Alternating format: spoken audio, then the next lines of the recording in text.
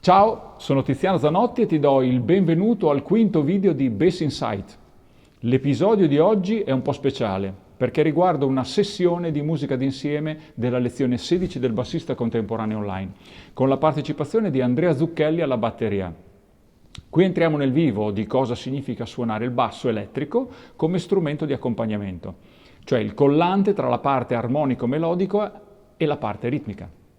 Nella lezione 16 parliamo per la prima volta di strutture verticali con molti accordi che si susseguono in pratica e di strutture orizzontali, quelle che si basano su un accordo mantenuto più a lungo. Nel video che vedrai tra poco lavoriamo in particolare con una struttura verticale, 4 accordi diversi in 4 battute. Per accompagnare correttamente in una struttura verticale il compito del bassista è chiaro: rendere comprensibile la fondamentale e le note della triade, a volte anche la settima, in modo che l'armonia sia solida e chiara, oltre che sostenuta ritmicamente. In questo esercizio, con Andrea alla batteria, riesco a chiarire meglio il ruolo del basso dentro la sezione ritmica, mostrando come i due strumenti si intrecciano per creare una base stabile e incisiva. La linea di basso viene presentata passo passo e poi variata con piccoli cambiamenti logici e mirati, con scale, triadi e cromatismi. È un procedimento tipico del mio corso: partire da una linea precisa, suonarla esattamente come è scritta e poi aprirla a variazioni e improvvisazioni, senza mai perdere l'orientamento armonico e ritmico. L'approccio che uso nel mio corso ha 2 vantaggi. 1. Ti aiuta a crescere gradualmente fino ad avere il controllo di situazioni musicali sempre più complesse. 2. Aumenta la tua fiducia perché capisci che la pratica musicale è accessibile a tutti, non solo a chi ha un talento speciale. E c'è un altro punto per me fondamentale. Non mi interessa formare cloni che si limitano a ripetere le mie linee o le linee di altri. L'obiettivo è aiutarti a trovare la tua voce personale sul basso, imparando a rielaborare le linee che studi e a farle diventare davvero tue. Adesso ti lascio il video della lezione 16, prendi il basso, segui la linea che ti propongo, prima copiala il più possibile e poi mettici del tuo. Chiaramente, per approfondire questo metodo di lavoro, l'ideale è seguire tutto il bassista contemporaneo online, partendo dalla lezione 1. Trovi il link di accesso qui sotto in descrizione. E naturalmente, se non l'hai ancora fatto, iscriviti al canale per ricevere i prossimi video. Ciao!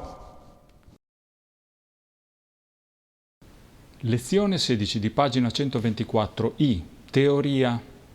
Strutture armoniche. Ok, in questa parte di teoria, che poi è una teoria subito applicata alla pratica, andiamo a vedere le strutture armoniche, la base delle strutture armoniche. Le strutture armoniche fondamentalmente conviene dividerle in 2 categorie: le strutture di accordi orizzontali e quelle verticali. Cosa vuol dire? Quelli orizzontali vuol dire dove c'è un accordo che si mantiene lungo per diverso tempo, ad esempio per 8 battute, 16 battute, eccetera, mentre quelle verticali dove questi accordi cambiano abbastanza in fretta, uno per battuta oppure ogni 2 accordi per battuta. Chiaramente uno potrebbe dire: ma se cambio accordo ogni 2 battute? Sì, è una struttura fondamentalmente verticale, però se già sono 2 battute e il tempo è lento abbiamo un'armonia molto lunga e quindi potremmo già considerarlo quasi orizzontale. In pratica andiamo a vedere questa linea, la 4/13, che è una tipica struttura verticale. Verticale perché è formata da 4 battute, ci sono 4 accordi, tanto c'è il fa diesis in chiave, vuol dire che siamo in sol maggiore o mi minore. In realtà cominciamo con un mi minore, quindi è più logico dire che siamo in mi minore. Abbiamo il mi, si, mi, fa diesis, sol, un, sol, sol, fa, mi, re col 4, re, re, do, si, la, si, poi si terzine, mi, si, mi, fa, sol, sol, fa, mi, re, re, re, do, si, la, si, si. Ecco, questa è una struttura verticale, adesso la andiamo a suonare. Faccio 4 volte lo stesso giro in modo da prendere esattamente diciamo, il groove, prendere esattamente l'onda di questo pezzo, e poi comincio a variare qualche piccola nota. È chiaro che cambio qualche piccola nota, ma la tonalità è sempre Mi minore Sol maggiore, quindi sto all'interno della scala, e poi cambio queste note, ma gli accordi devo rispettarli, quindi il Mi sul battere della prima battuta, il Sol sul battere della seconda, eccetera, il Re e il Si minore. Ok, proviamo adesso a farla. Allora, 4 giri esattamente uguali.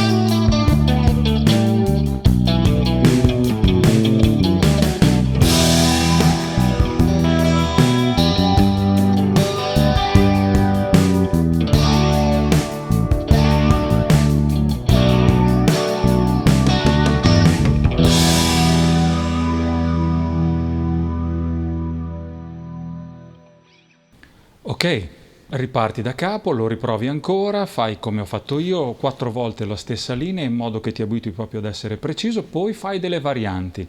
Varianti, come abbiamo detto, mantenendo sempre la fondamentale sul battere di ogni battuta e facendo note della scala e note degli accordi, tanto li conosci già queste triadi.